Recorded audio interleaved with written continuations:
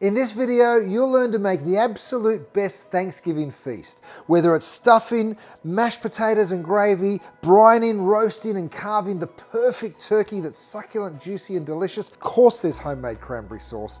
For the sides, I've done some Brussels sprouts. I cooked that with a little bacon and crispy onion. And for dessert, who can go past an apple pie? Of course, we're serving that a la mode with a little whipped cream, but this is the greatest pie you'll ever taste.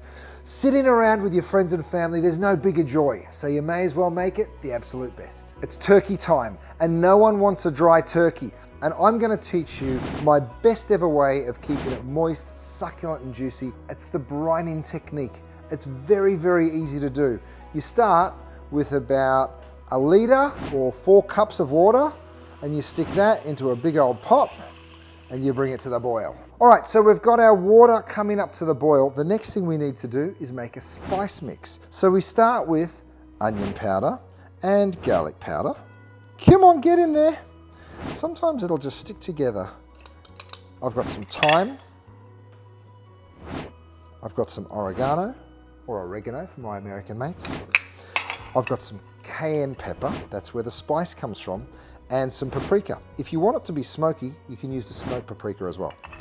Then black pepper, that is it. And next I just mix it together. I'm using a little bit of rosemary because this is actually going to be the brush that I use to baste my turkey with. But you stir that together, okay? Make sure that you break up any lumps in those spices. We're going to use the spice mix in our brine.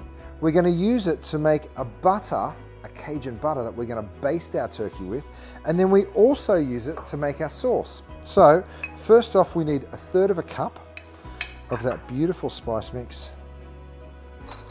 So just fill your little cup measurement. Make sure that you've got it nice and level. Okay, perfect. 1/3 cup goes into your boiling water. You add some sugar and some salt. I know what you're thinking, you're like, that's too much salt. Don't worry, the truth is that's gonna dissolve down. I've taken just 1 quart of water. I've got another 7 quarts of water here. So we're gonna end up with an 8-quart brine, right? And the reason I've taken all of those seasonings, salt and sugar, into the small piece of water, small amount of water, is because I'm just gonna bring that to the boil. Instead of getting a giant pot and boiling the whole thing, you can dissolve all of your spices in the one small container full of water, and then you pour that into the big container. What are we doing all this for? We're brining our turkey. What does brining do? It allows moisture and flavor to get into the protein, so when it roasts, it stays succulent, it stays juicy, and it is just so much nicer because all of those seasonings get right into the turkey. Don't taste it because it's going to be way too salty, way too sweet, and way too spicy because we haven't diluted it yet with our ice cold water. I'm not going to sugarcoat it. Turkey needs a little help. It's a little bland and it's a little dry, unless you help it out. By brining it, you add succulence. By making a delicious spice rub, you add flavor. Now, I love the flavor of Cajun food, right? And you get it right here. And you get just that hint of spice, and you get that onion and the garlic, all of those rich flavors mixed together, infused into the flavor of the turkey. I promise you, it's the most succulent and delicious turkey you'll ever have. Once that's come to a boil, and you feel no more salt, no more sugar, and I don't feel it, that means it's dissolved. Go ahead and open yourself a beer. By the way, every chef knows how to do this. If you want to open a beer that isn't a twist top, you get a spoon, you put your hand around the neck of the beer, and you pop the top off. Then you pour the beer in, and you've got yourself. So who needs a bottle opener? Just use the back of a spoon. You pour the beer in, you turn that temperature down or off, and then you get your ice cold water, right? Now that you've got all of that concentrated flavor into the bottom of the brine, just give the pan a little swirl and pour it straight into your ice cold water. Of course, that ice cold water pretty much cools down that brine instantly. You can still see the little pieces of ice floating. Give it a good mix. And you are ready to brine. You can brine chicken, you can even brine seafood. I've brined scallops before, I've brined pieces of fish, and you do impart flavor and moisture into anything that you're cooking, right? Especially a big bird like a turkey, it really is ideal for brining. You're just gonna pick it up, just like that, and pop the whole thing in like this. We're gonna submerge it. You ready? Almost overflowing, but then the cavity fills. So you'll see right there, you get that whole turkey into the brine. If you don't have one of these big buckets, you can find these. They're called brining bags. And you put the turkey in the bag and then you fill it up with the brine. That works too. The next important question is, how long do we brine it for? A big turkey like this should probably go overnight, so 12 hours. I always say, put it in the brine, stick it in the fridge, go to bed, wake up, take a shower, come downstairs and pull it back out of the brine. That's a good amount of time for a big turkey like this. If you leave it in too long, there's a chance it'll get too salty and the flavor will penetrate too much. If you've got a little bit protruding like this from the brine, I would suggest you just pick it up, just spin it around, and then the bottom part of the turkey is less important because you don't really eat the bottom part of the carcass, but you do want the breast totally submerged in there. All right, so now I'm gonna stick this in the fridge. That's important, you don't leave it out. It's gotta go into a fridge. You can cover it with cling film, stick a lid on, whatever makes you happy, and we'll come back and find this in about 12 hours from now. Our turkey's brining. While that happens, we're gonna make a Cajun butter, and this is gonna be our basting butter. So before you use all of that beautiful spice rub, save a couple of tablespoons to the side, probably that much. That's gonna be for our sauce. So we're gonna have the same flavor going all the way through. And then this spice and this butter are about to become friends, right? Because what you do is you toss your butter in, let it melt, and then you add your spice mix. And that's it. I mean, it couldn't be simpler, but have a look at it.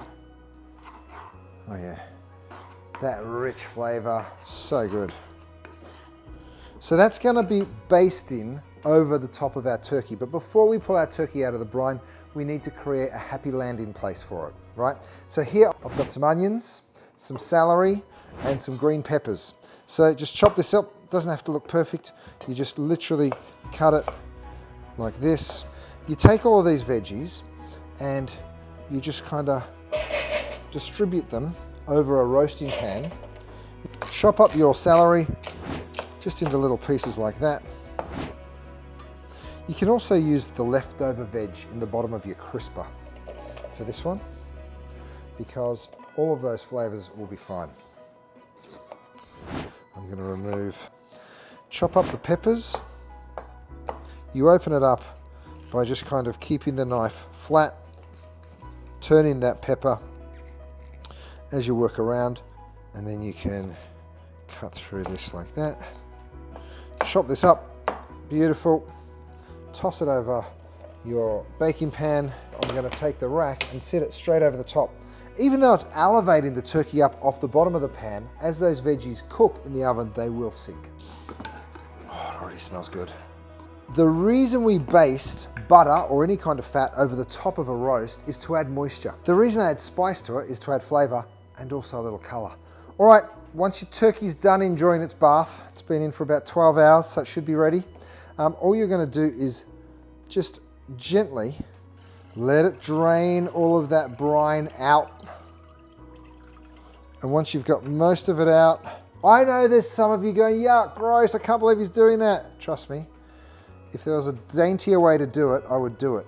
But you let the brine kind of run off the turkey, place it onto your roasting rack, get rid of that brine liquid. But next what we want to do is pat dry our turkey, right? So get some paper towel and just literally pat it dry all over.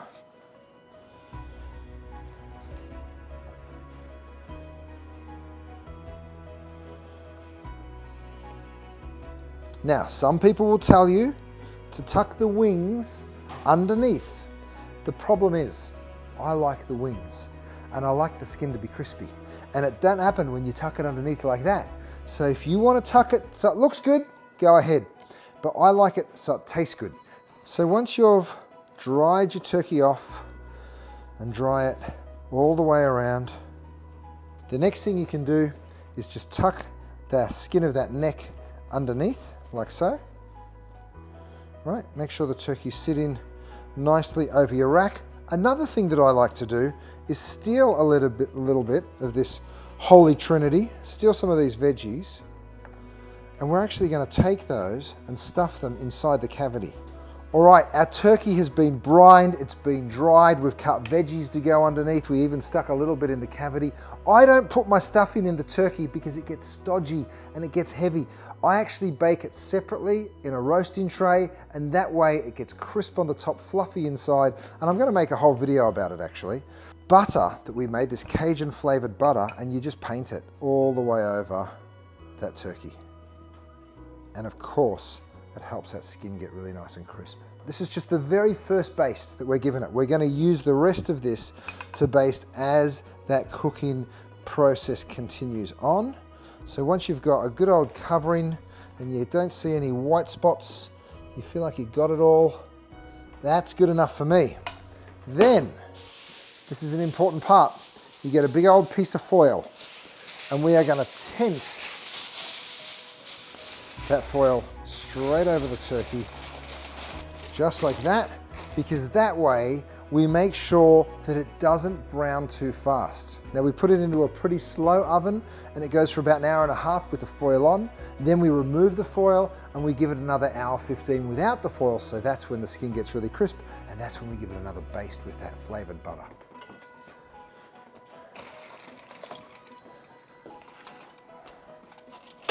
Oh yeah. See you soon. Okay, it's been in for an hour and a half. Let's take a peek.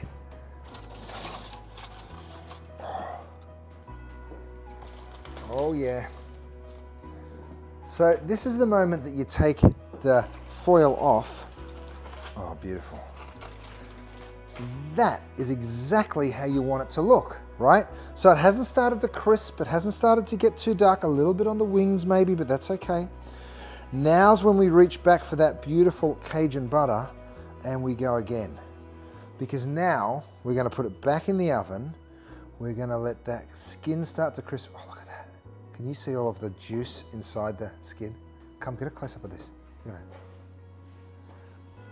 Talk about a juicy turkey. Already, it's full of juice. So you brush this sucker everywhere. Make sure you get that beautiful Cajun butter. Save a little bit. We'll give it another baste in 15, 20 minutes. You make sure you get it beautiful golden brown absolutely everywhere. Now we go back into the oven about another hour 15. The truth is, you got to get it to about 155, 160 using one of these probe thermometers. Once it gets to 155-ish, you can remove it from the oven. The temperature will keep rising for another 20 minutes or so because of carryover cooking. And you always cook it to 155, 160 by the time it rests up, ready to go. Oh, that's looking good already. Yes. This is that moment of anticipation where you know you've done all the work, the turkey's in the oven, all you need to know is that it's cooked to perfection and it's ready to serve. So mine is looking sensational. Oh man, if you could just smell it when I open that oven door. It smells unbelievable. Oh man, the moment is here. Woo! Look at that. It's exactly what you want. A big, beautiful, golden exterior, succulent and juicy on the inside. I'm gonna check the temperature for the last time. Your thermometer, this is a probe thermometer. I'm just waking mine up. And you probe it into the thickest part of the slowest cooking joint, which in the turkey's case is the leg. Have a look at that digital readout. We're at 157. Okay, that's absolutely perfect. And the temperature will continue to rise ever so slightly during that rest. And we're aiming for 160, 165, that sort of area in the thigh, right? So that's gonna be perfectly cooked. The only thing left to do is to carve it. So all you're gonna do, you can either present it straight onto a platter and take it through to the table like that, or you can stick it onto your board and carve it. I'm actually gonna do both. So firstly, I lift that up, I bring it over here. I go on through to the family and I'm like, guys, Happy Thanksgiving! And then I'll take it back to the kitchen and carve it, or you can even carve it at the table. It's totally up to you, but there's nothing like the spectacle of a beautiful roast turkey just like that. You've roasted a brilliant turkey. The last thing to do is to carve it. And this is actually a very simple process. You can take a bit more of a chef's approach, which is actually easier, and you can cheat. Let me show you what I'm gonna do. You move it onto your cutting board, right? And what I'm gonna do is show you how we break down a turkey, and this makes it really simple, and you get a much better yield out of your turkey as well, so it actually saves you money.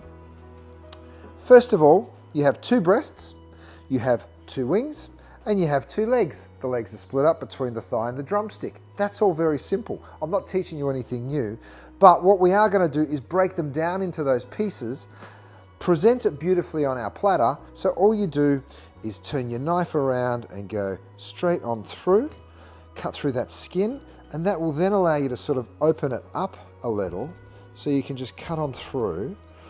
Now, cutting through the bone is really simple once you identify where the joint is. So all you're gonna do is just move it like that, and then you'll see it. There's a tiny bit of cartilage in there, so you can just sort of go like that with your knife, and you just remove the wing. Okay, so we'll sit that up here for now. Do the same thing with the other side. So again, you just cut through the skin, open it up, let the turkey talk to you. He says, there's my joint, cut right on through it. So let's just remove that little piece of twine, just like that.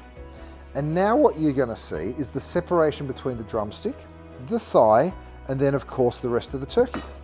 So you can see how those legs naturally kind of want to open up, right? But the skin's stopping it from happening. So what we're going to do is just gently slice in between the thigh and the rest of the crown. So you'll see that will open up pretty naturally. Same thing we did with our wing. We just let the knife kind of follow its way down until it finds, I can hear you, the joint, right? We're always looking for the joint. So we go all the way down just like that, cut through any of the meat, and then again you can just give it a little wiggle, and that is going to allow you to find where that joint is, and it is right in there. So you can spin it and see how it naturally just wants to fall once you cut through that. If you want to use a fork, you certainly can. Now I'm seeing the joint up here, so you just go through that joint. And what I mean by the joint, let me explain that. What I mean by that is, see how there's a little bone there? That bone fits into that joint. So when you cut through that tiny little piece of cartilage, it just pops out really, really simply. Okay, we've got 2 legs. Now, the legs are in 2 pieces, thigh, drumstick. Same deal, you're just looking for that joint. So just naturally go down until you sort of hit a bone, pop it open, see where the joint is. There it is. You see that soft white cartilage? You go straight on through and you did it. Okay, so we can take a thigh and a drumstick and just kind of stack them at one end of your platter. We're going to spin it, rinse and repeat. Again, all we're doing here is just removing the leg, so just really gently run your knife along. You can always take your time with this. Just let gravity sort of tell you what to do. Pull that down. You can always turn your blade over and go in the other direction. Run it along the bone and just pull it. You can see all that juice kind of flowing out of the leg there. And once you've cut through any of the meat that you can cut through, the only thing left to do is deal with the bone. So once you get to that point, you can kind of pick it up. It's still nice and hot. And you'll see that little white bone just poking out. See it in there? That is what you just got to cut around, because around that little joint is the cartilage. And once you pop that cartilage, you'll literally feel it go pop. Even hear it. Did you hear that? Then you just remove it, you took the whole leg off, right? Same deal here. You just, with one stroke, sort of go through to the bone, prise it open, and then you'll just sort of feel where that joint is, straight through the joint, and there you go. Now you can remove the bone here from the thigh if you want. I actually just pick it up and put the whole thing onto the platter and let people decide whether they want to do that or not. And I think it's kind of cool to just make a cool little design with both legs at the back of the platter. So the only thing left to do is take the breasts off. So this is really, really simple, and we're getting somewhere fast. 2 breasts sit like that, and there's a breast plate that runs right down the middle. And just cut straight down that breastplate until you can go no further, right? So once you get down here, then what's gonna happen is naturally, this is just gonna open up ever so slightly. So just start cutting down. You'll feel that bone. You can't go through it. So all you're gonna do is take your fork and just kind of prise it open ever so slightly, just like that. And then once you get down here, this is the wishbone that runs like that. You just start turning your knife just a little until it comes out the side like this. Is taking it off that breastplate. And see how my knife is just coming on through? Just like that. And you're just removing the whole breast from the crown. So all the way through. And there you have it. You've got an entire turkey breast. There's still a little bit of meat there. We can go and salvage that. Don't worry, nothing's going to waste. Now with the other side, same deal. That's the breastplate right here. So you can just kind of keep the skin attached to the meat. Hit that bone down there. Starting up top. If you want to stabilize it, you can just hold it with your fork like this. Cut down there. And then turn your blade and go along that wishbone. You might want to just have a little peek. Cut straight on through. And see how that whole breast will really effortlessly come off the bone for you. You've removed the turkey's breast, the wings, the legs. Now all you do, don't forget this is totally boneless. So I think this is the absolute best way to carve a turkey, because now what you can do is just go on through and cut it as thick or as thin as your heart desires. And you get a little bit of skin with every single slice of turkey. If you're a skin lover like me, I think that's kind of important. And you're just carving away. It also makes it really quick and simple. 13, 14 slices. It also gives you a decent idea as to how many people you're going to serve out of the turkey, right? Because if you've got 14 slices of turkey here, you're going to get another 14 out of that. Plus you've got the legs. You know how much you're dealing with. Pick the whole breast up and bring it over to my platter. You can fan it out just a little if you like.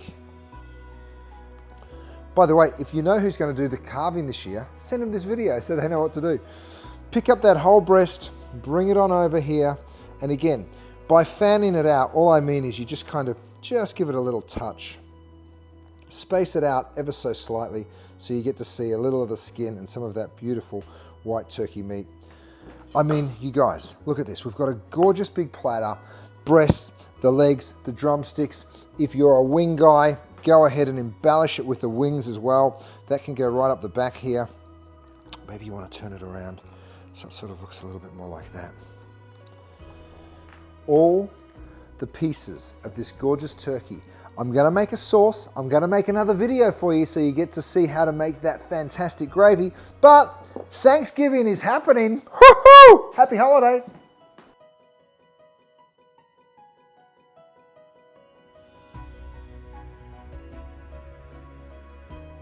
This is the absolute best recipe to the creamiest, dreamiest mashed potato. They're buttery and rich and soft and silky because it's actually really simple, but it does take a little bit of technique and just a little bit of time, but wow, is it worth it. All right, first rule, start with cold water. We're gonna cook our potatoes, so pour your cold water into a pot. The rule of thumb is, if the vegetable grows below the ground, you cook them from cold. If they grow above the ground, you cook them from hot.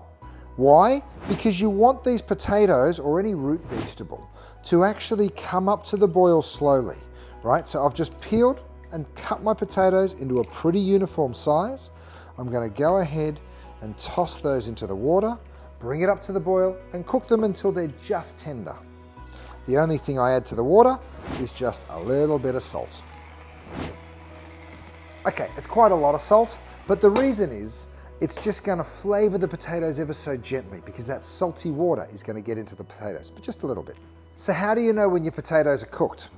You just lift one out, place it onto your board, and if your spoon goes through it nice and easily, they're cooked. If it's got a little resistance, then you need to give it just a little bit more. Grab yourself a colander like this and strain your potatoes from the water.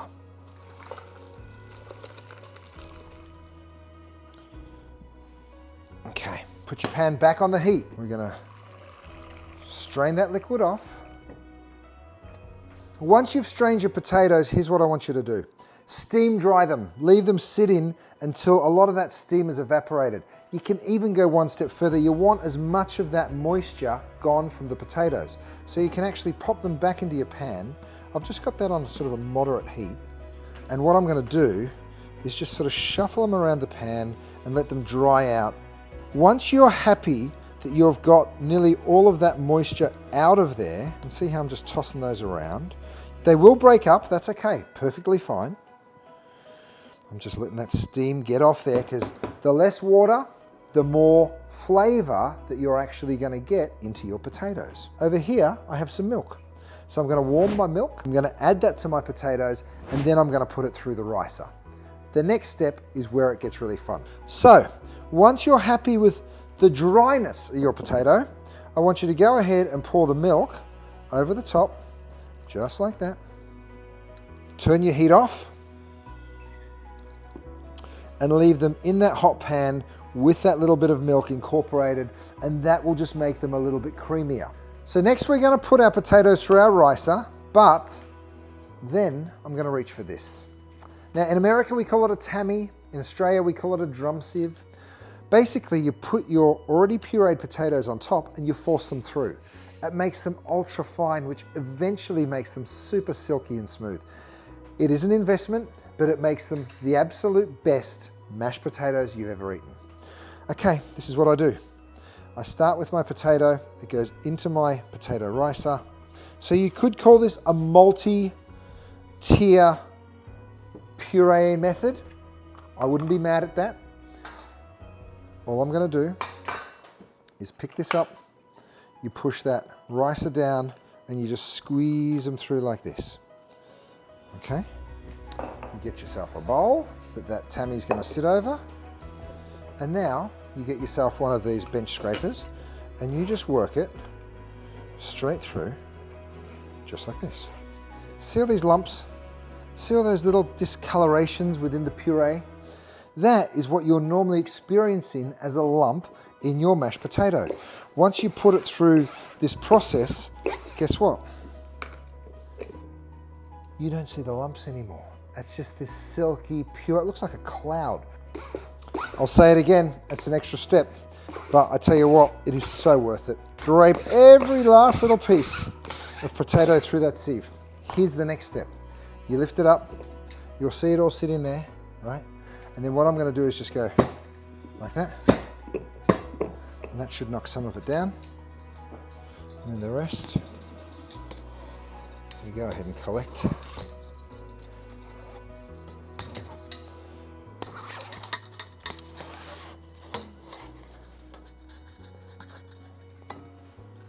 Little salt, that little bit of butter I was talking about. Of course, the more you add, the more rich and delicious it's going to be. But if you're counting your calories or worried about too much fat, use a little bit less. You can also add a little bit more milk at this stage if you wanted to.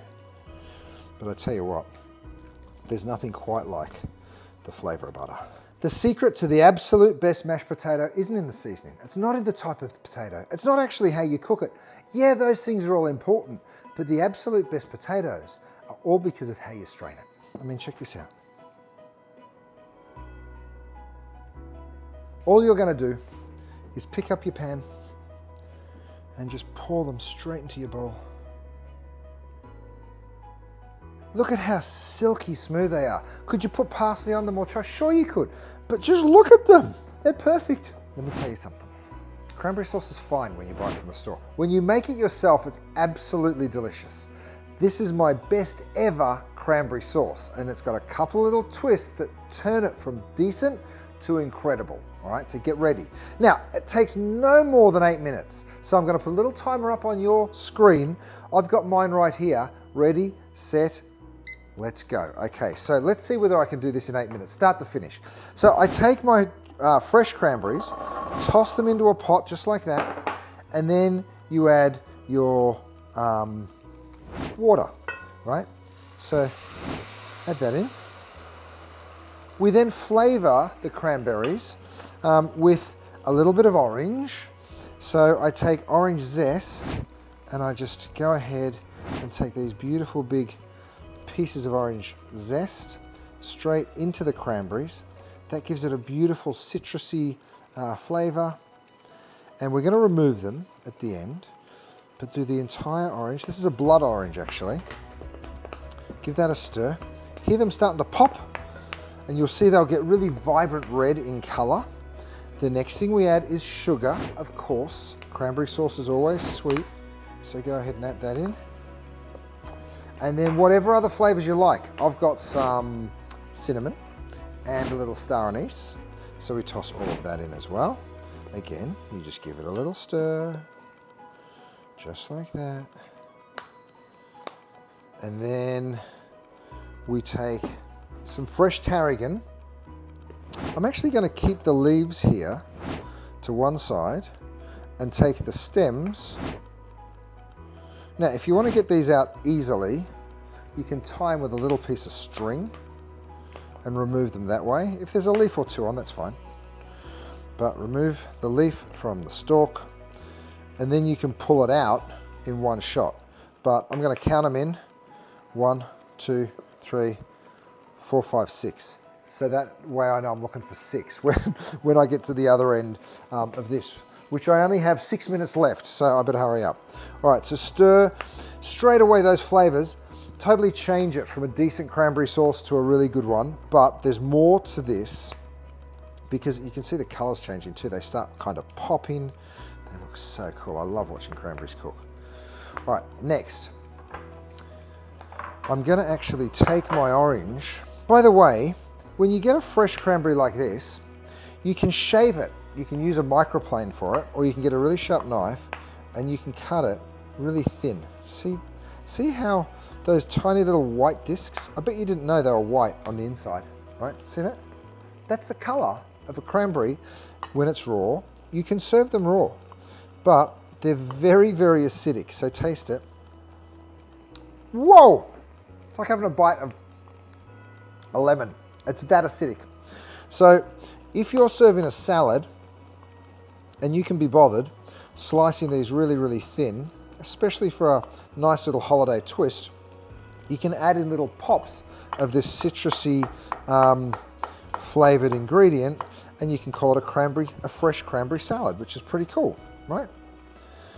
So anyway, I'm going to toss those in, but you get the idea. Next, I take my orange. This is a blood orange. Let me go ahead and cut the top and bottom off. I've got 4.5 minutes. I'm gonna 4 minutes 33 to be precise. Let me go around the orange. So all you're gonna do is sort of go around the shape of the orange, removing any skin or pith. Okay, and then we're going to cut the orange into what we call supremes in 4 minutes and 14 seconds. You know what? Cranberry sauce is one of those things that is absolutely delicious, but a homemade cranberry sauce really does take it to the next level. You show up on the holidays with that and everyone's like, oh, this guy really went to some effort for us. And it's also a good job to allocate to someone. So if you've got someone that doesn't have a lot of time and you're like, you know what, I'm going to give you one 8-minute job. Send them this recipe. Say that's all you got to make, mate, just the cranberry sauce. And they'll be very, very happy that they learned how to make something as delicious as this. See how it's starting to get really jammy? Look at that. It's so fast. All right, I better hurry up. Got my blood orange here, just working it. In fact, when I talk about Thanksgiving, or any of the big holidays for that matter, I always say to people, help me out. What job do you want? Do you want to be in charge of topping people's drinks up? Do you want to be in charge of bringing the wine? Do you want to be in charge of the music, making sure there's some cool tunes playing? Do you want to be in charge of a job? Do you want to make something? And if they say, yeah, I'll make something, say, cool. Do you mind making the cranberry sauce? Send them the recipe. Or do you mind making the turkey? Whatever it is, it gives everybody that sense of, I totally belong. This is my Thanksgiving too. Take the rest of the orange, give it a good old squeeze. Oh yeah, look at that. Same color as the cranberry. Perfect for the holidays, not the seed. Squeeze it in. By the way, if a seed falls in there, they'll know it's homemade. Okay, that goes in. Get rid of that. I've got 2 minutes and 28 seconds. The last job is to turn these little segments of orange and just cut them into what we call supremes. So you just cut them straight across the segment like that. Now I only put this in right at the very end so you still keep the vibrancy in the flavor and the texture of the orange. 2 minutes and 7 seconds. I told you it's an 8-minute job. That's all it should take. And for me, that is pretty cool. All right, so I've got that. Get rid of that. Got my serving dish. If you want to chop some of that fresh tarragon in, be my guest. Tarragon has a really beautiful flavor. If you haven't used it before, it's a fresh herb. You can find it in most grocery stores. I actually like to grow it. It's a beautiful herb to grow. It's really nice with lobster. It's great with chicken. And it's nice in tarragon. It's nice in cranberry sauce.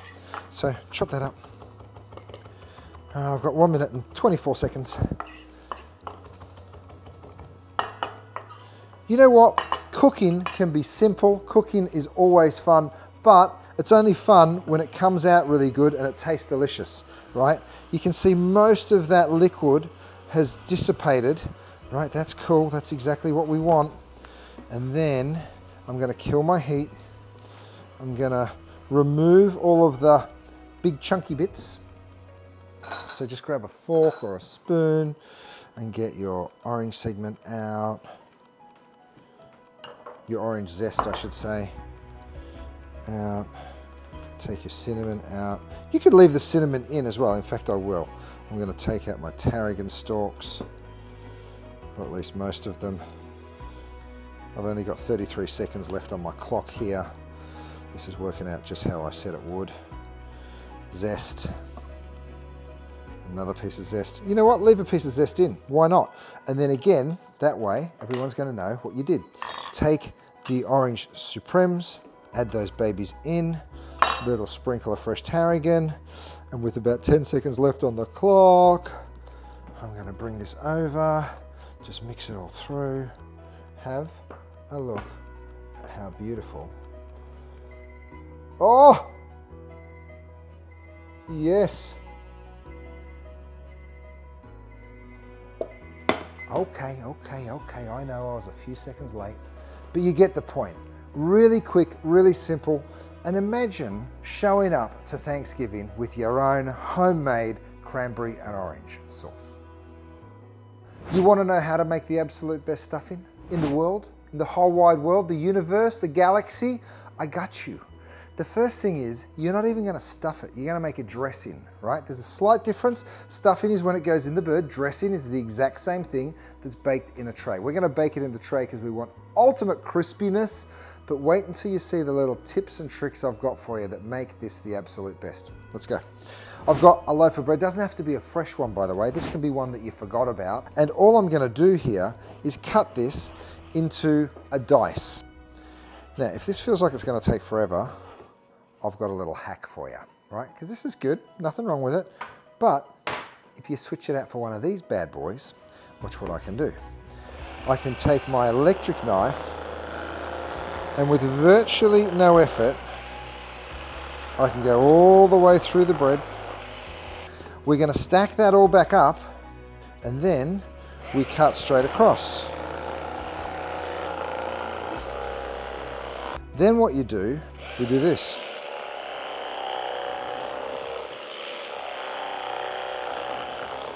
That was so much easier. Thank you, my friend. Chuck those onto your tray and then spread them out so they're kind of even. If you missed any, just tear them up like so. And what we're going to do is dry these out in the oven, right? That's why you don't have to use fresh bread, because actually we're going to make it stale by toasting it a little bit. Goes in for about 8-10 minutes at 375 degrees. Next, what I want you to do is get a pan working. I've got the meats. So I've got bacon and I've got fennel sausage. Grab your bacon. I sort of just stack it up like this, those long strips, and cut it in half lengthways, right? So bacon's good for two reasons. It's got delicious flavor and it's rich and smoky, but it's also got lots of fat, and we want the fat to give the moisture to our stuffing. So just go ahead and dice this up, just like that. Oh, that's what I want to hear, that sizzle. So you toss it in. And I know that this is going to be smelling incredible in about 10 seconds. You can do this on a medium to high heat. I've gone high, I'm on a 9. That's 9 out of 9, by the way. And we're also going to cook our fennel sausage in the same pan. I don't keep the skin, right? I omit the skin. So what I do is just sort of go like this and just pinch out little pieces of that sausage like that and just drop it into the pan. The center of the sausage is a little sticky, right? So that's why you sort of just drop them in slightly different places from each other so they don't stick together. That way you give them an opportunity to caramelize and bring out their delicious flavors. So what we're doing is we're getting the bacon beautiful and crisp, a little color on the sausage, we're rendering all that fat down. It should probably take 5 minutes or so. You can start on your next job. Because the vegetables we're gonna add are an onion, fennel, it looks a bit like an onion when you actually peel it down, 2 bulbs, we've got some garlic and we've got some onion. Lots of flavor on that board. So what we're gonna do is dice that up. So just cut your onion in half and then just dice it. Don't waste any, even that last little piece, just turn it, cut it all the way around the root. And that's the only tiny little piece that you toss. Garlic, you want a few cloves of garlic. So just pop your knife over it, just squash it, give it a real quick chop. Let's have a look at this baby. Oh yeah, look at the color that we're getting on that bacon and sausage. It smells so good in here. But see how much fat's come out of the bacon and the sausage? It's crazy, right? I love that because that's exactly what we wanted to happen. And to render all that fatty bacon down, we're going to use it, so don't think anything's going to waste. Grab a bowl and a strainer, and what we're going to do is just take our pan, pour some of that fat and bacon and sausage off, well, all of it off, and then put the pan back on the heat, and then we take all of that fat. Look how much came off, right? There's a ton of fat that came off that. Take all that fat, put it back into the pan. So pick up all that onion that you just chopped, saute it.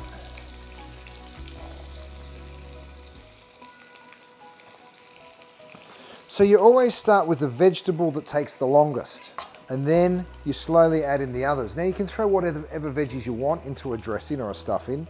You can use fennel, you can use carrot, you can use celery, you can use leeks are really good, but I'm just going for onions, fennel, garlic, and fresh herbs. So we're keeping it real simple. We're going to add some more butter. I know you're looking at that and going, that's way too much fat. Don't stress, because we're going to add all that bread back in. We're going to add lots of things to soak it up. Okay, so as that onion starts to soften in lots of butter and bacon fat, so the fennel, same deal. Just cut it in half. It's the same way we treated the onion. You just slice straight down the length of it.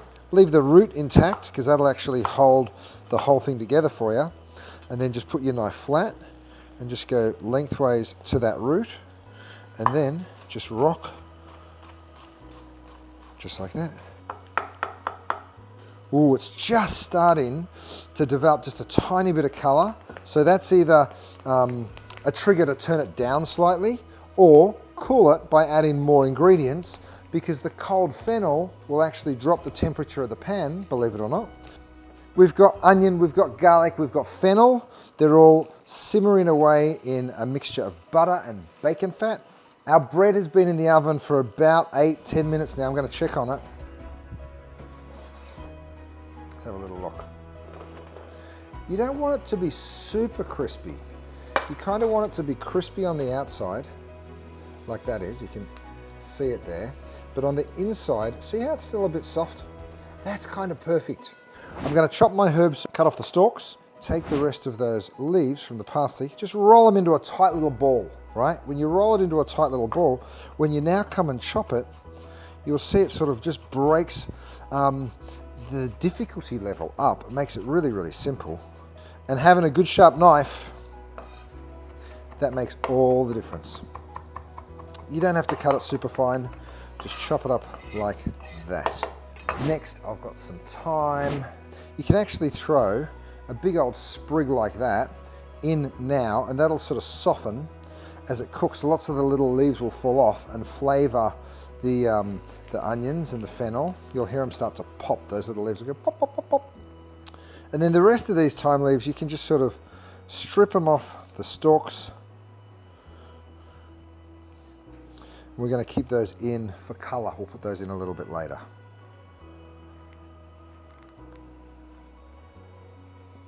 Right, so lots of thyme, lots of parsley.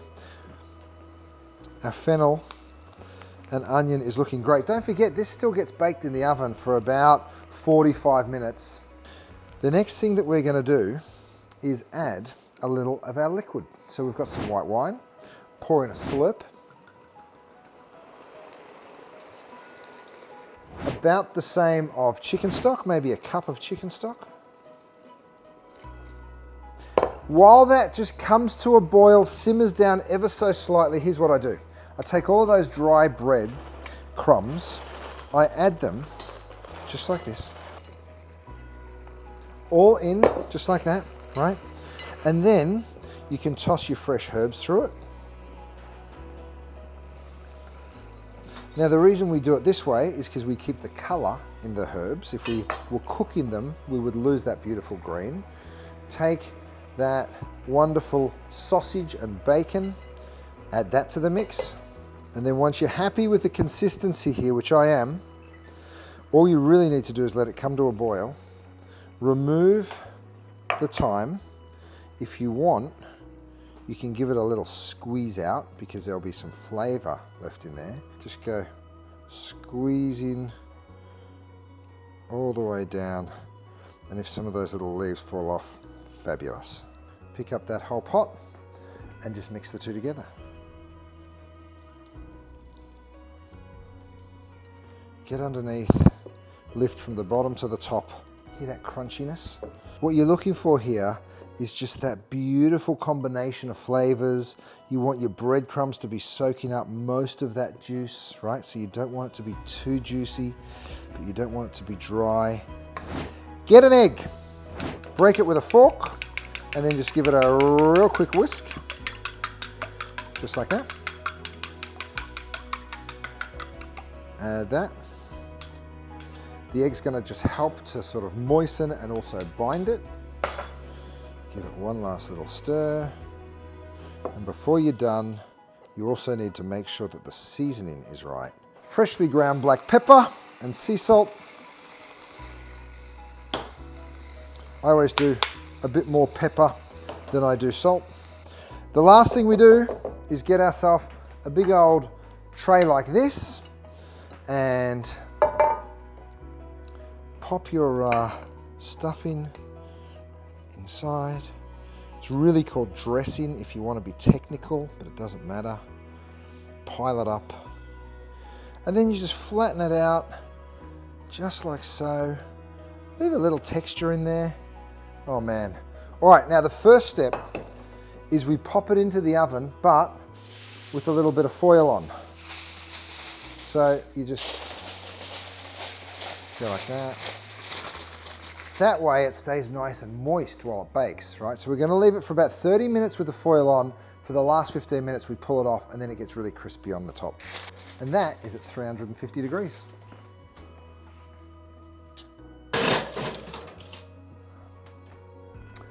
After 30 minutes, you got to check on your stuffing, and at that point, pull the foil off. I did that 15 minutes ago. So now it's had another 15 minutes getting really crispy on top. Let's check it out. Oh yes. Oh, that looks good. I'm just telling you, this is gonna make your Thanksgiving look way better this year. Oh man, that is delicious. If you ask me what are my two favorite things on the holiday dinner table, it's always the stuffing and it's always the gravy. And I'm gonna show you my best ever gravy recipe. It's very easy to make.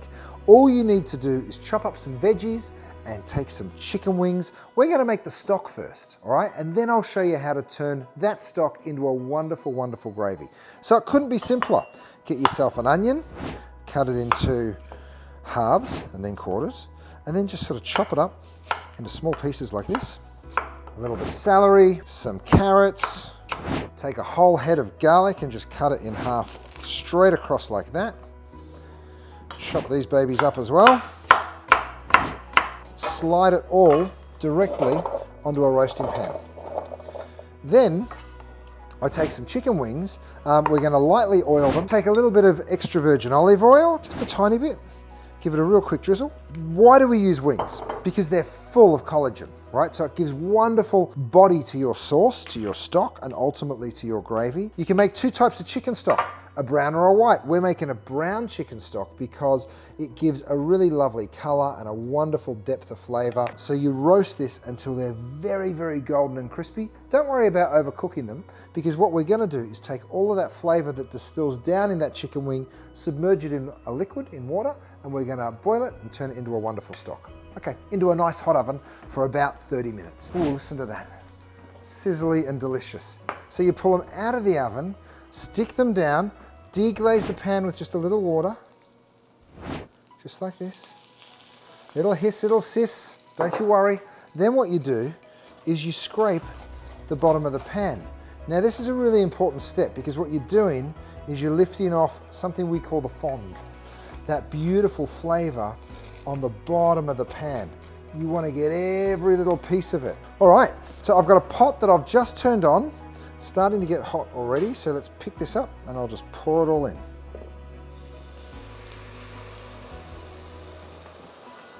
Shimmy all those chicken wings in there, and then we scrape up any more of those pieces. And then we add some more water, just enough to cover the chicken wings. You can even pour a little more onto your tray to get all that flavor out.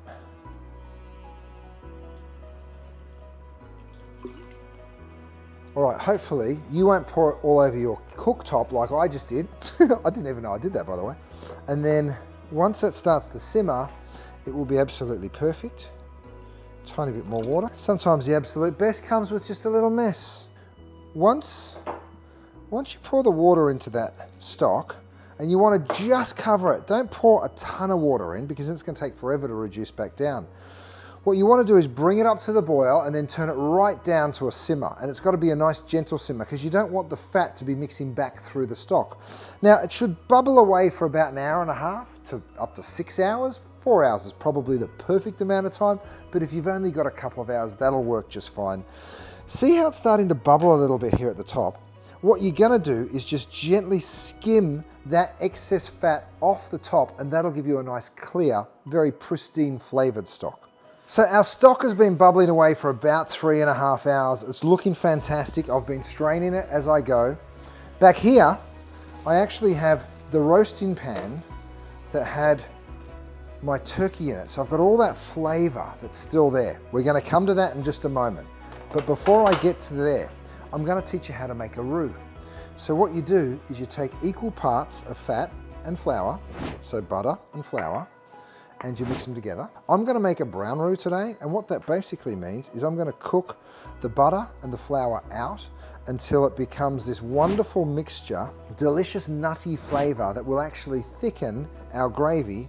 All right, while we cook our roux, while we make the base of our sauce, by the way, this isn't anything fancy. This is exactly how you make a white sauce. So this is just a beautiful, beautiful way to make the base of a sauce. This is what gives it its lovely thickness. It makes it really glossy and fantastic.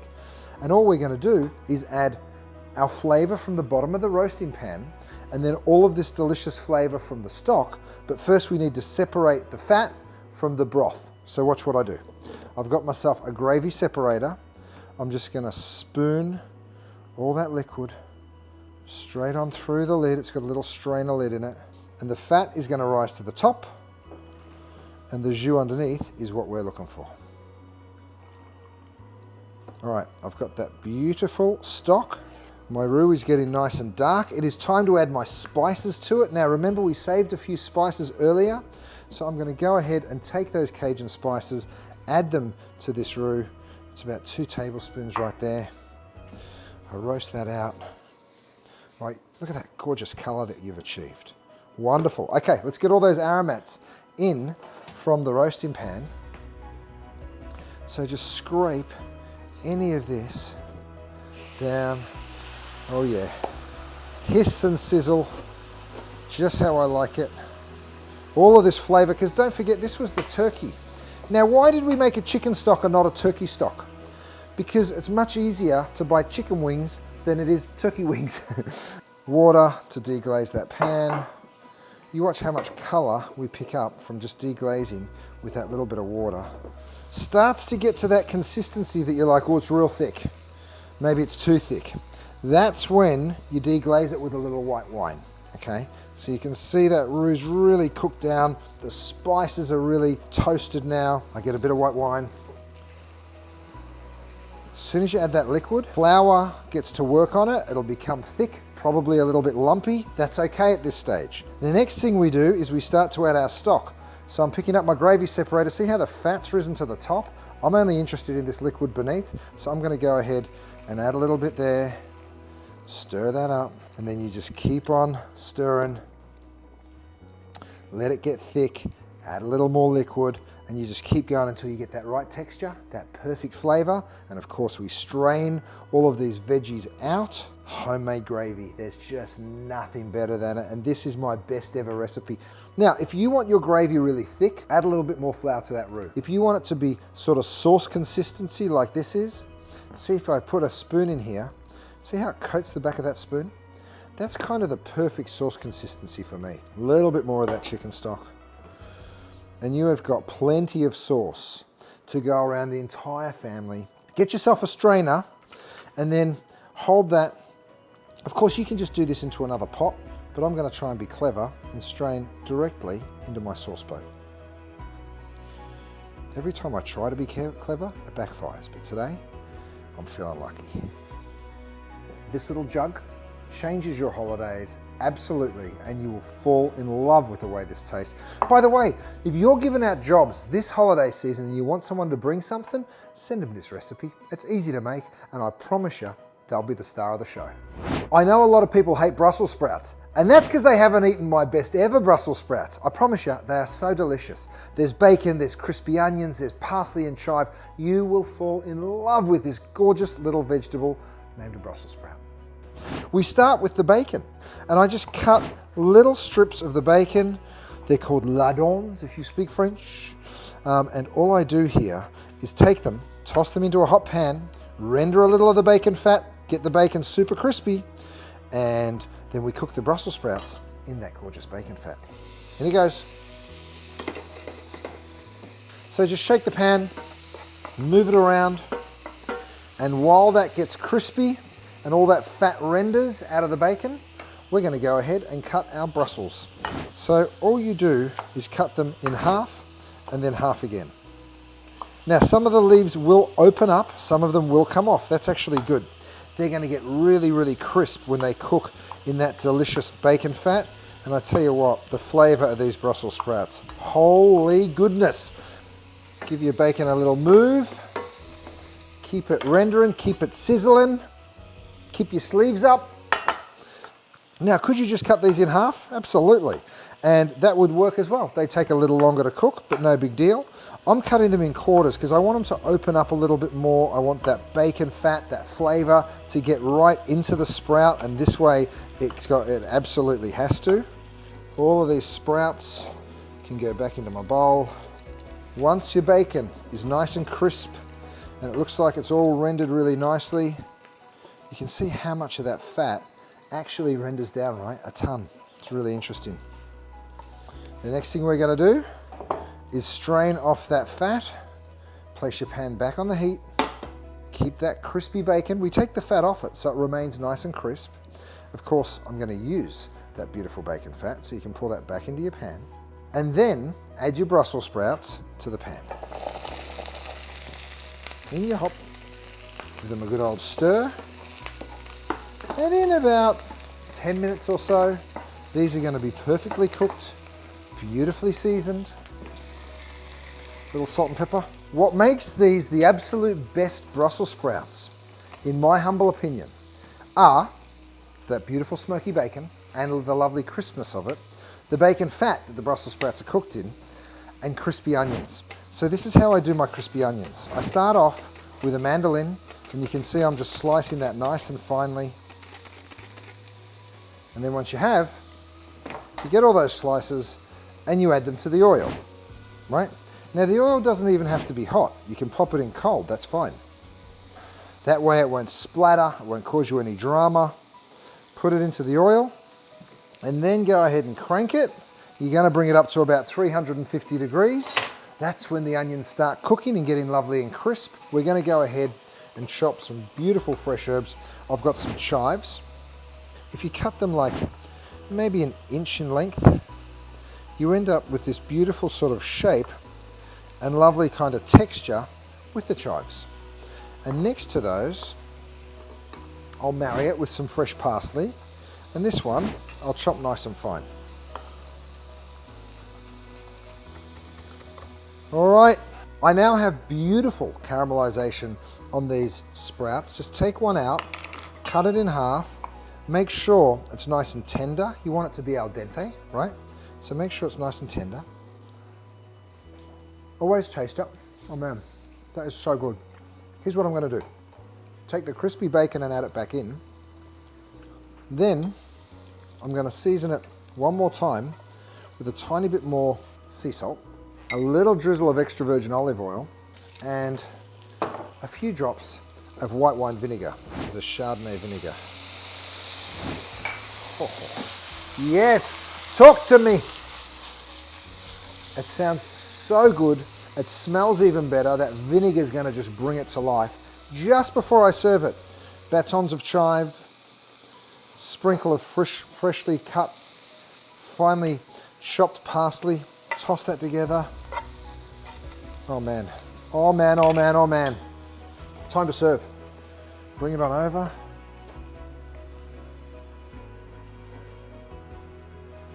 Oh, that looks so good. The only thing we're waiting for are our crispy onions, okay? They literally take 4 or 5 minutes to sort of get up to that temperature. Depends on how much oil you put in the pan. And once they start to turn golden brown, which you can see mine are starting to now, it actually goes pretty fast. Just before they're golden brown, turn the heat off, right? They will keep frying in the heat of the oil, and you don't want to burn them. You want them perfectly crisp. Make sure you stir them towards the end so that any ones that aren't quite finished get access to the oil, because they can get a little overcrowded sometimes. And once they're beautiful and golden just like this, take them out. You need coat them in nothing. Just tap out that excess oil, pop it onto some absorbent kitchen paper towel, and then just spread them out. And have a look at this gorgeous Brussels sprout, bacon, crispy onion side dish. I tell you what, it is my best ever Brussels sprout dish. And I know that when you try it, you'll understand. And if I don't mind, I might just get a little bit of that.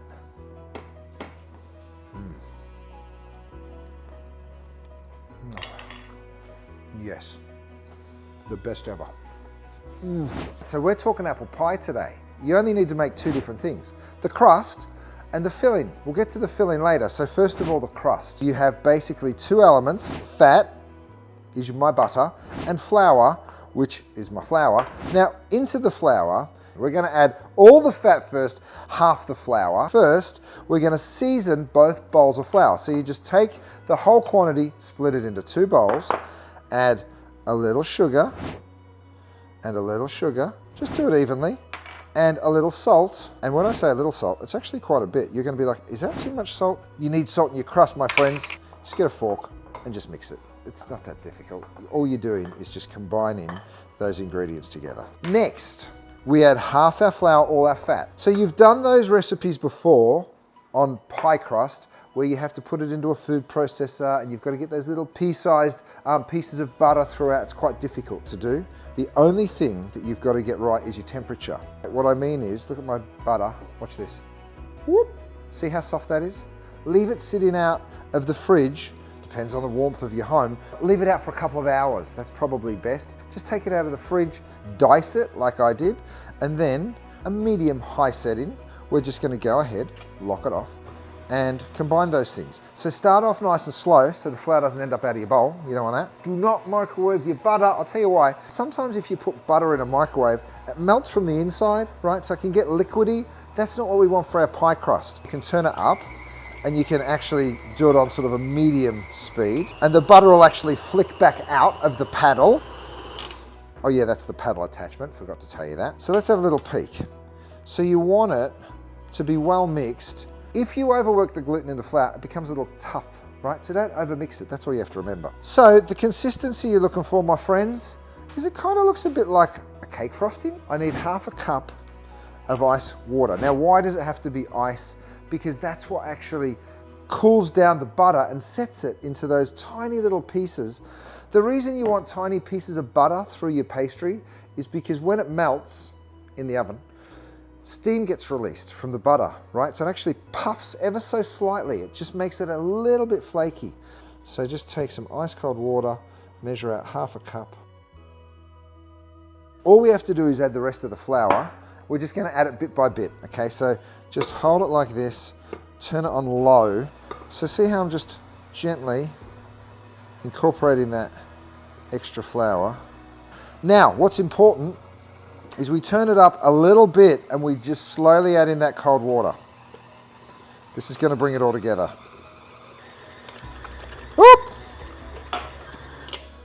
Okay, so this is where you've got to be kind of, you feel like you want to mix it, don't over mix it. Push that off your paddle, right? I'm just going to take that out. Look at that. That's it, you don't do anything more. Fat, flour, salt, sugar, ice cold water, 5 ingredients. It's so simple to do. Get that out of the bowl, just like that. Split that in half, and half of it's gonna be for the top, and half of it's gonna be for the bottom. Because the base needs a little bit more than the top, but there's no measurement. You don't have to be too serious. If you get it perfectly in half, that's all right too. Grab some cling film, we're gonna wrap it up and then let it rest. Some people like to refrigerate it. Actually, I find that just leaving it at room temperature, you leave that butter the right temperature and it's really easy to work with. We're gonna add a little flour before we roll it, but not much. But we'll get to that a little bit later on. It's time to make the filling. So I've got some apples and all you do is peel your apple. So I'm just gonna go through, but you peel it like that. If you wanna go around the bottom once, you can. Just like so. And then what you want to do is cut your apple into slices. Oh, I've got a little hack for how you cut an apple. I cut the cheeks off. 1, 2, 3, 4. And you're left with a core, right? Obviously you chuck that away. Now they've got a nice even flat surface so it doesn't move around while you're cutting it, and it means you can slice through it way faster. Take all those sliced apples and just stick them back into a bowl. To turn this bowl of sliced apples into a delicious apple pie filling, it's actually very easy. You need some butter, some brown sugar, a little flour to bind it, and then some spice. I've got some ginger and some cinnamon. I've got some salt, always important, and then a little bit more acidity, so I've got some lemon. So one of the things that makes this apple pie the absolute best is the brown butter. All you do is get a hot pan, so I'm just gonna go ahead, add the butter in. You'll hear it start sizzling. Don't stress. We're actually going to burn it. Why? Because what happens to butter when it gets brown is it gets super nutty, it gets really flavorsome. Just keep moving it on the bottom of the pan like I am. So I've got a little silicone spatula. So you just don't want it to stick. You want to let all of the fat solids or the butter solids actually caramelize and turn brown. See how we're starting to get that nice deep color now? That's pretty good. You don't want to go too far because otherwise it'll get bitter. Okay. Ready? Pour it back into the same bowl and you'll stop that cooking process. If you leave it in the pan, it'll carry on cooking, right? Because the heat's still in the bottom of the pan and you'll end up with something that's going to be bitter and way too acidic. So we made our brown butter. We're going to keep that for later because that's what's going to like add a little something something to the pie. But let's make the filling. So all you do now is add some butter to a pot. You need a large pot because it's going to fit all those apples. And then throw in your sugar. That's brown sugar, soft brown sugar. Toss in your flour. And you can add as many spices as you want into an apple pie. Some people put cloves, some people put just cinnamon, some people put ginger. I'm going to add a little salt, I always do. And then in terms of spice, I've got cinnamon and then ginger. Yes, it's got a nice sort of freshness and the cinnamon's got a real kind of nice warmth to it. Give it a little stir.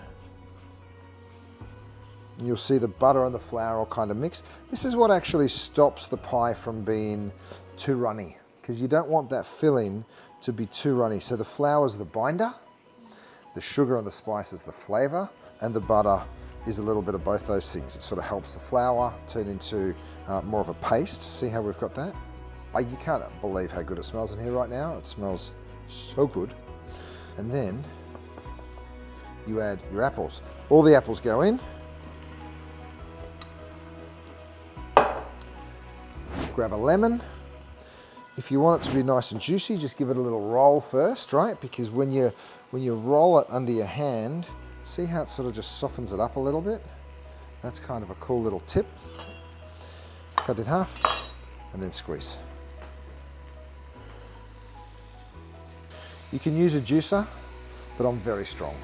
Toss your apples. It's going to almost look like the caramel that you did make just now with the flour and all that stuff. It's going to almost look like it's broken. That's good. That's what you want.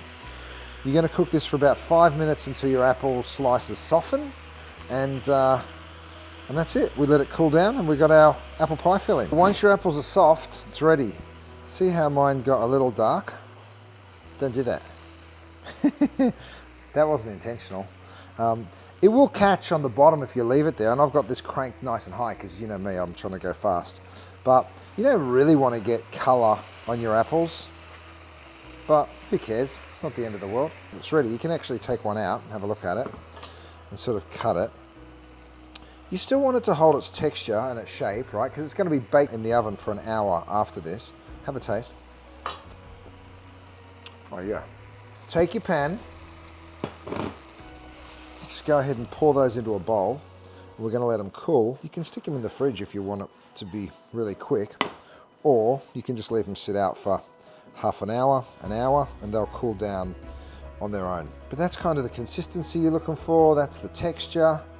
They're kind of bendy, but not too bendy. All right, we're going to make something else that's going to take this to the next stratosphere. So in the very same pan, because I don't like doing the dishes, I'm going to make a caramel. Take your butter, go ahead and melt it with brown sugar,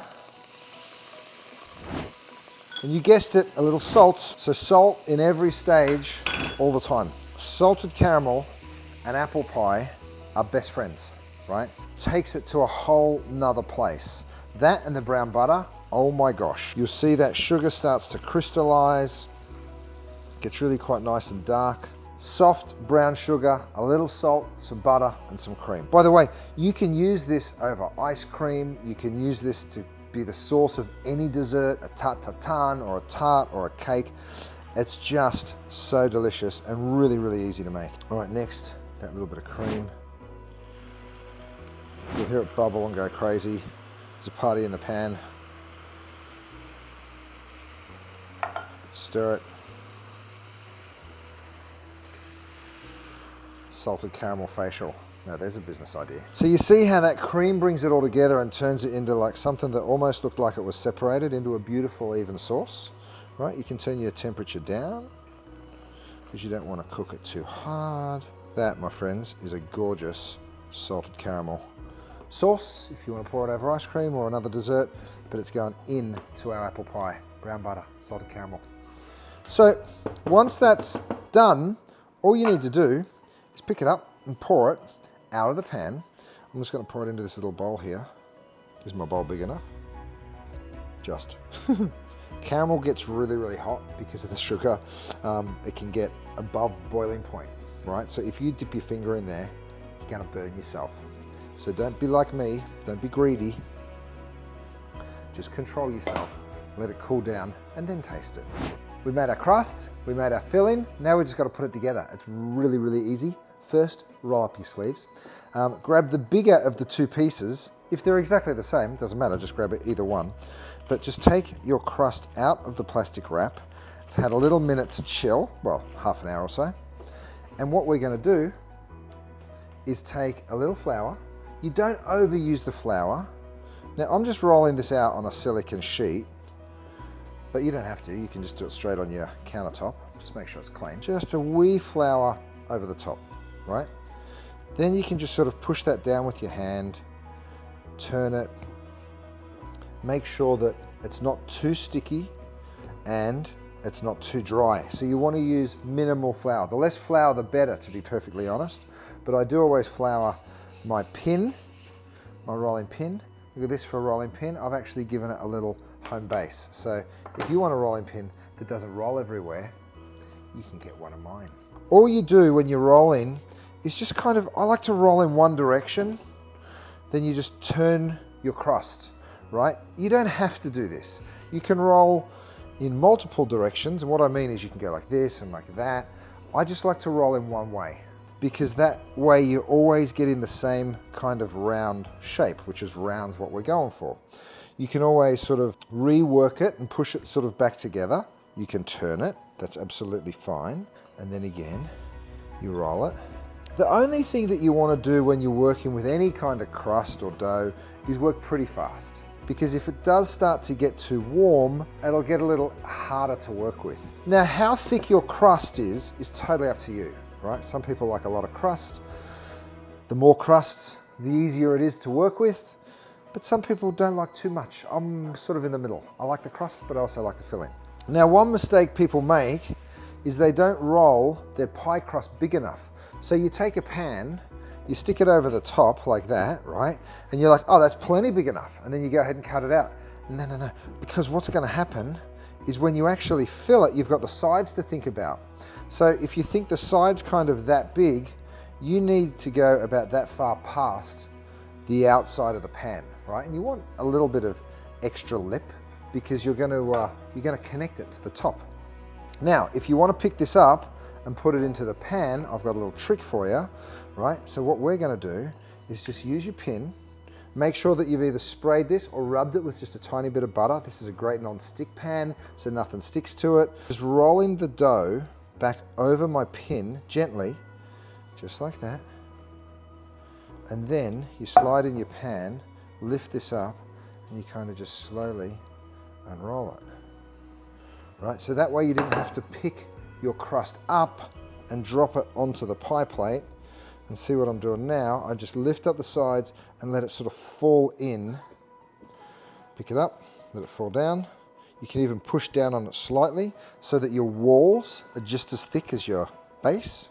Real gently, we're going to actually use this to attach to the top of the pie. And then just make sure, you can actually, little trick, is to take an extra piece of dough. So if you've got just a little bit extra, like this, you can use that little ball and you can kind of push that into the corner, and that way you're going to get a real nice edge to the pie. Because sometimes your pie will have a tendency to not get right down into the corners. So this way you're just forcing it in, making sure there's no little air bubbles. I'm going to go ahead, layer up my pie. So this is my filling. Most people just say, there's my apple filling, they plonk it in, right?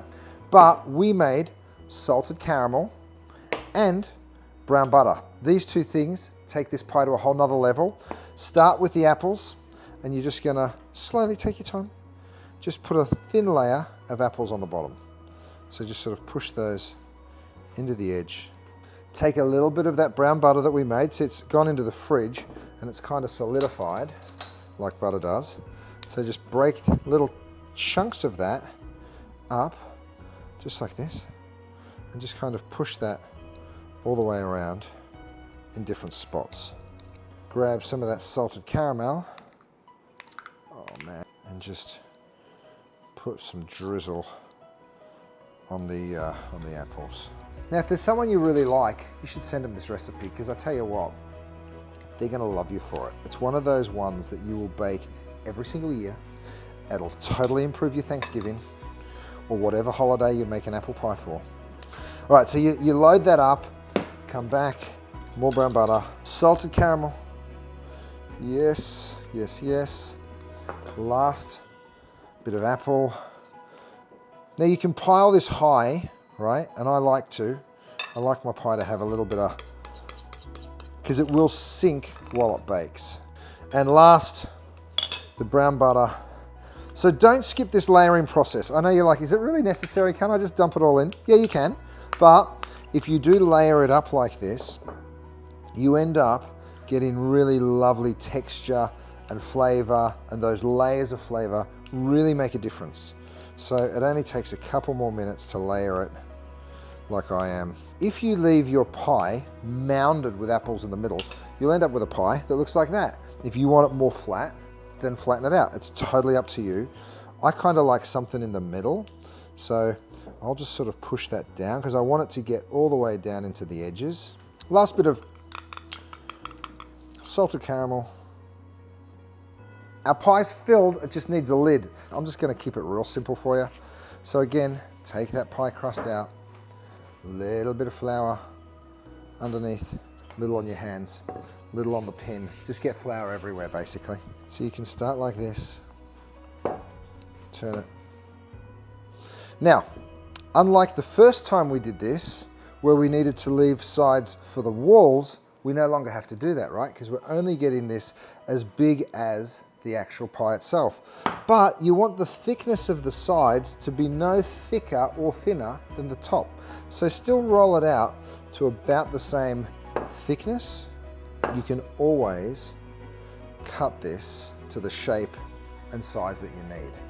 So, okay, I'm happy. What you can do is grab a knife and you can kind of just round it off ever so slightly.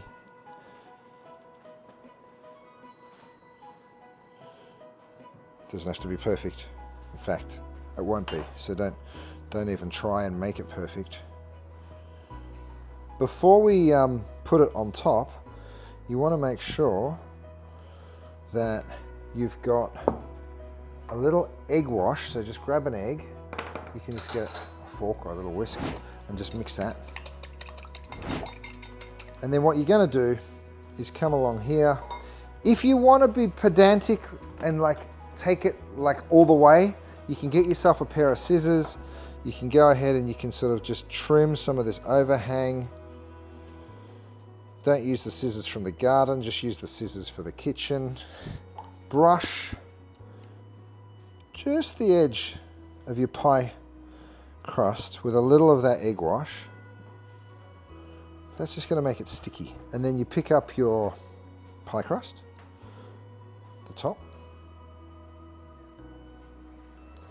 and then we just, same as earlier, roll that over just like that.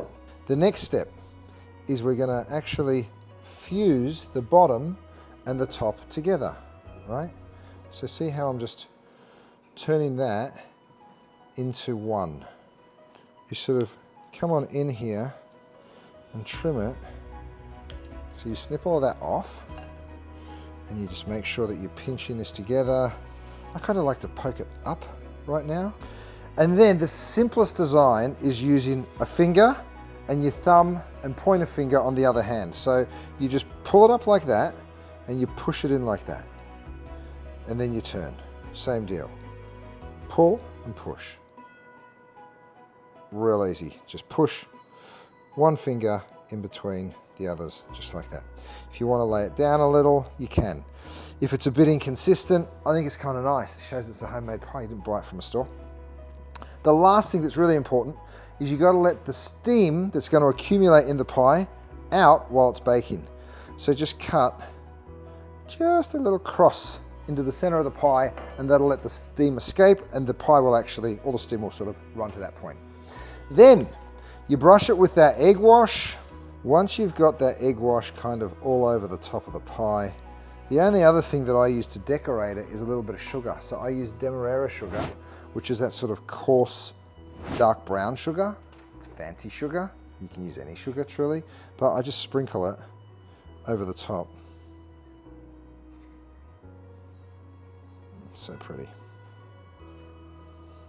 It goes in the oven, it bakes for about 40-45 minutes. It's really, really simple. Once it's perfectly golden on top, you're going to take it out, let it cool down a little bit, serve it for like 45 minutes to an hour at about 375 degrees. Keep your eye on it. It's been 50 minutes. Let's have a little peek. I checked it just a minute ago and it was already looking pretty sexy. Oh man. Oh yeah. So you know it's not stuck to the bottom when you can do this. Woohoo! Listen, you want to show up to the holidays with something that's kind of impressive. This is your guy. If you cut into it the second it comes out of the oven, the apples are going to be super active, right? And it's going to be really moist and juicy in there, which makes it a little hard to cut nice slices. I don't care. I just want the pie nice and hot onto my plate. So I'm going to cut it. It's not going to look like a magazine, but at the end of the day, it's going to taste absolutely sensational. I cut it right on in that pie dish, and I'm going to cut myself a nice generous wedge because I really like apple pie. The crust should be really nice and delicate. Oh, mama. Look at that. So that age-old question, do you serve apple pie with ice cream? Of course you do! So I start with a little cream, and then you just get a beautiful big old scoop. You ready for this? Oh yeah. Salted caramel, that beautiful brown butter, and if you don't mind, happy holidays everyone. And